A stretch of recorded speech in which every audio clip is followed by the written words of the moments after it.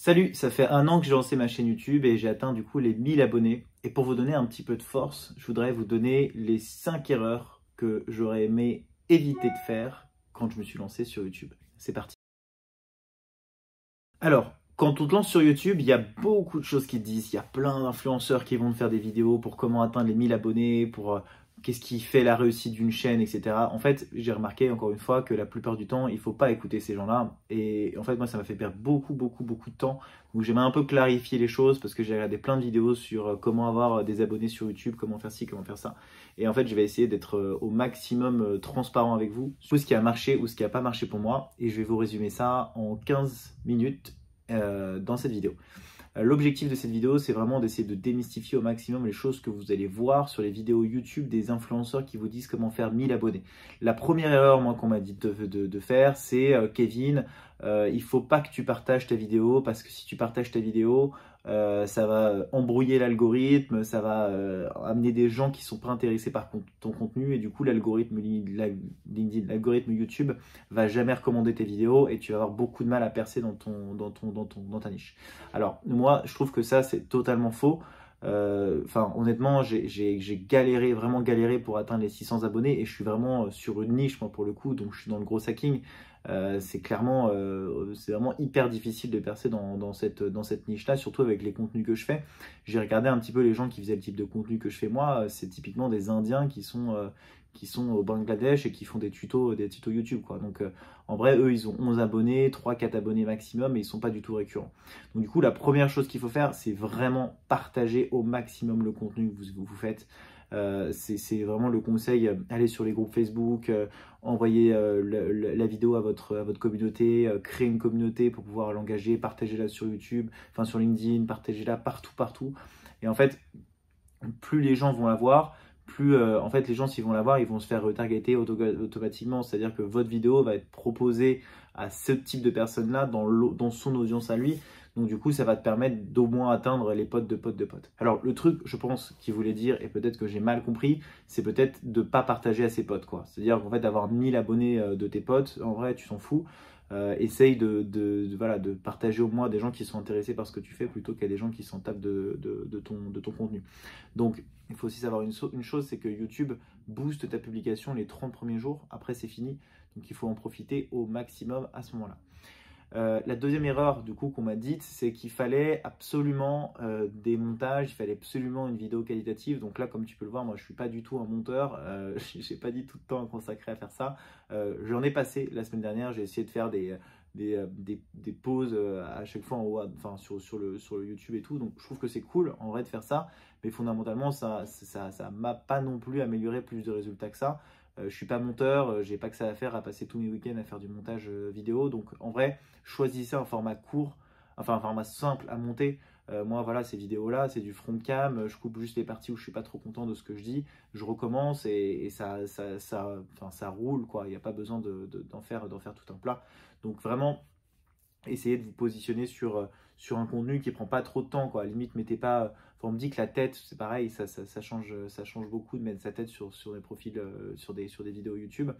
Ouais, ok, ça change, mais enfin, en vrai, on s'en fout, quoi. C'est pas le fondement. En tant que vous apportez de la valeur, c'est ce qui est le plus important. Donc, du coup, le montage, honnêtement, bête et méchant, on s'en fout un petit peu. Au début, en tout cas, après, si vous avez l'argent et vous arrivez à monétiser votre chaîne, franchement, allez-y, faites un truc carré, etc. Pareil pour le matériel, hein. Moi j'enregistre avec un iPhone et un cercle de lumière, ça c'est le truc numéro 1. Si vous avez un appartement bien éclairé, je vous conseille juste ça suffit largement. En revanche, si votre appartement n'est pas trop éclairé, achetez plutôt un, un écran vert derrière, ça vous permettra de poser les fonds que vous voulez et de ne pas être dépendant de la lumière du jour dans la journée, quoi. La troisième chose qu'on m'a dite, c'est de publier tous les jours ou de publier beaucoup. Je trouve que ça aussi, c'est une connerie parce que si je l'avais dû le faire, j'aurais abandonné. J'aurais pas continué autant en passant 1 an à avoir 1000 abonnés, quoi. Donc, je ne l'ai pas testé. Mais honnêtement, moi, je ne vous le recommande pas. Du coup, parce que vous allez partager des contenus qui vont vous ennuyer. Et vraiment, l'objectif d'une création de contenu, la meilleure manière de créer du contenu, c'est sur le long terme. Donc, faites des choses qui vous amusent, faites des choses qui vous font kiffer. Essayez pas de créer du contenu absolument pour l'algorithme, créer du contenu pour les gens qui veulent vous écouter et pour vous aussi. Moi, je sais que, enfin, je l'ai pas testé, mais j'aurais jamais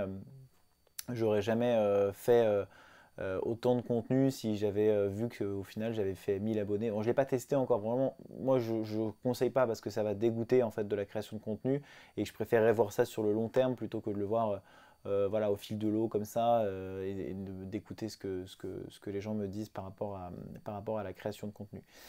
La quatrième chose, c'est qu'il faut une ligne édito. Et oui, il faut une ligne édito absolument parce que il faut avoir conscience de quelque chose, c'est que votre contenu va intéresser, moi je le place sur 3 niveaux d'audience, c'est-à-dire le top funnel, le milieu de funnel et le bottom funnel.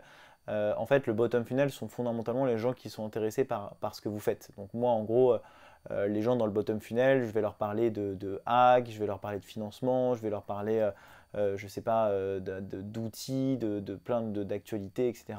Le bottom funnel, ça va être plus le gros hacking, qu'est-ce que c'est, pourquoi ça va vous aider dans votre business.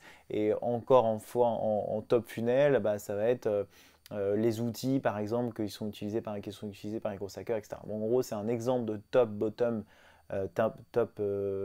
mid et bottom funnel.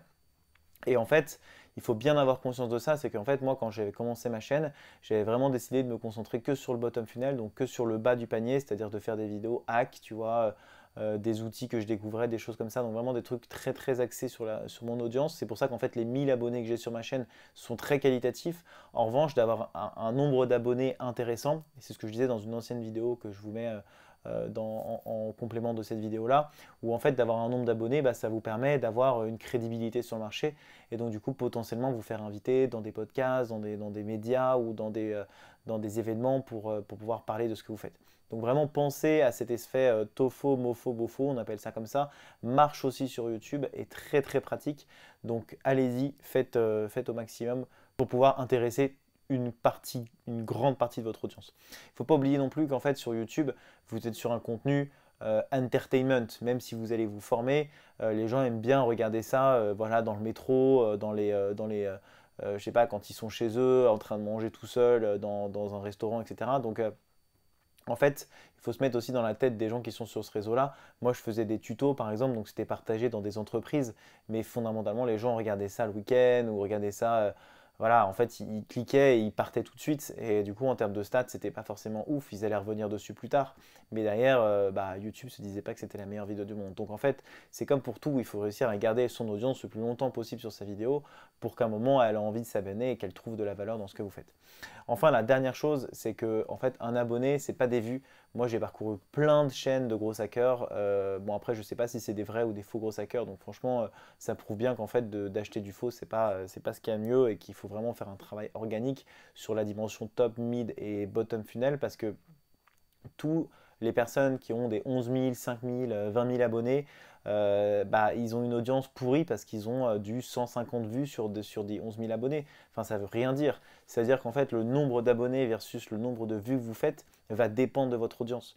Donc, si vous voulez à un moment monétiser votre audience, il va falloir faire un maximum de visibilité parce que finalement, vous n'allez pas gagner d'argent si les gens ne regardent pas vos vidéos. Donc, il faut vraiment avoir conscience de ça.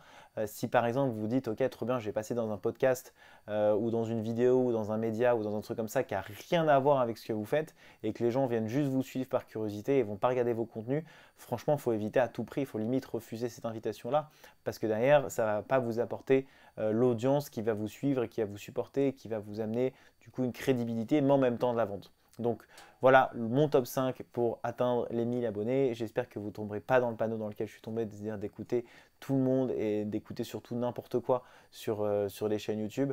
Donc merci de m'avoir suivi, n'hésitez pas à vous abonner et à suivre cette vidéo, à suivre la petite cloche en haut. Je vais poster plusieurs contenus comme ça, surtout sur le gros, sur aussi les choses que j'apprends au quotidien comme sur cette vidéo. Et je vous donne rendez-vous dans la prochaine vidéo. À très vite. Salut!